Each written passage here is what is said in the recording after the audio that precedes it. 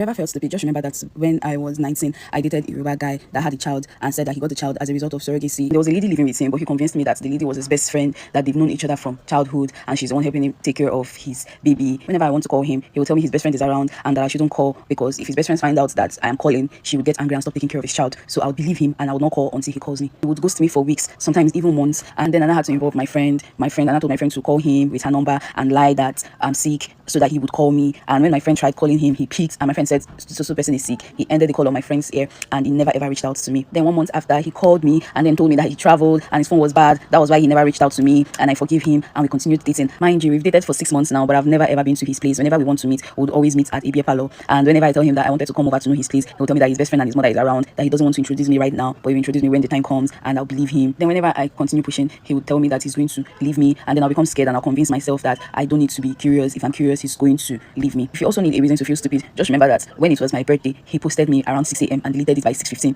And if you ask me how did I know, because I was monitoring his status, I want to ask him why he deleted it by 6:15. He said his battery was low and that he needed to clear some space on his phone, and I believed him. That same evening of my birthday, he posted his best friend and his child and captioned it, "The only ones in my life." And then when I confronted him, he called me insecure, that his best friend has been with him from childhood and she's the only one taking care of his child, that why would I want to be jealous because of his best friend. And then I became scared because I didn't want to lose him, so I apologized for questioning his decision. The next day, I cooked and I took it to his estate gate. I kept calling and begging and crying for him to come out and forgive me, that I would not question his decision again. And then he finally came out and he collected what I brought, and then he told me to go back. When I got back home, I called him and started begging him all over again that he shouldn't be upset, that I would not question his relationship with his best friend again, that I would not be an insecure girlfriend again, that I don't want to lose him. And then he said he has forgiven me. That same afternoon, he posted his best friend again, but this time around he was pecking her on the cheek. But because he just recently forgave me, I didn't want to ask him about it again, so I kept quiet and I convinced myself that what he was doing was normal. So his birthday arrived and I wanted to post him, but before I did, I had to ask him, because he's always saying that he didn't want me to post him because he didn't want people to snatch me away from him, so he wants to keep our relationship private. And I actually agreed. I couldn't post him because of the rules he set.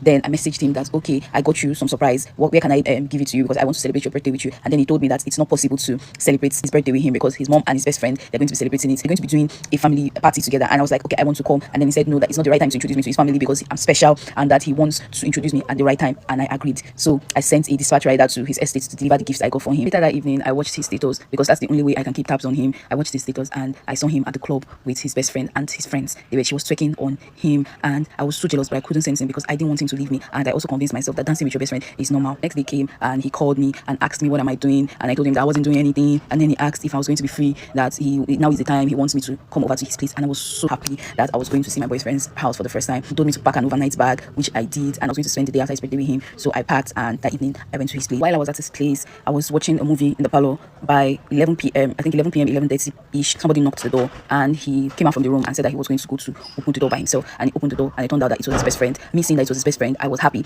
but his face changed, so he wasn't really happy. Then his best friend questioned who I was, and before I could say anything, he said that I was his friend's girlfriend, that his friend dropped me here to go pick something, that his friend is coming to take me soon. And being who I was shocked, but I couldn't say anything. I was being shuffled, but I couldn't say anything because how can my best friend be saying that I'm his friend's girlfriend? But I kept quiet and I was looking. And then she went inside with him and he called his friend to come and take me away from the house. His friend came. His friend told me to go and carry my bag so that we can be going. This was around 12 a.m. So I left my boyfriend's house by 12 a.m. with his friend. And while we were going, I found out that that best friend was not his best friend. That was actually his wife. And she was supposed to go for a revival night, which he doesn't know why she came back that day. I was heartbroken, but I couldn't say anything. And we drove to his friend's house because there was no way I could go home by that time. His friend drove me to his house. And when we got to his house, I tried sleeping in the parlor. And his friend convinced me to join him in the room, which I said no, I wasn't going to join him in the room, that I was comfortable in the parlor. And his friend got upset that I was not willing to sleep with him. And then his friend chased me out around 2 a.m.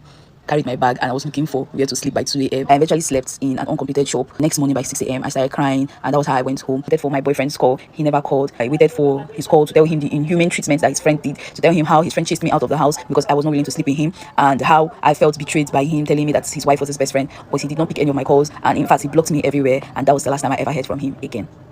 Doing this trend, they're not calling his or calling me. It's not be very with you. Under fire, you there. I couldn't tell he was married. I was very young at the time, so I was naive. And if your wife is saying this, your husband denied you, called you his best friend for months while dating me. You see all these young guys, be careful before you get into a relationship with them. Most of them are married. Be very, very careful.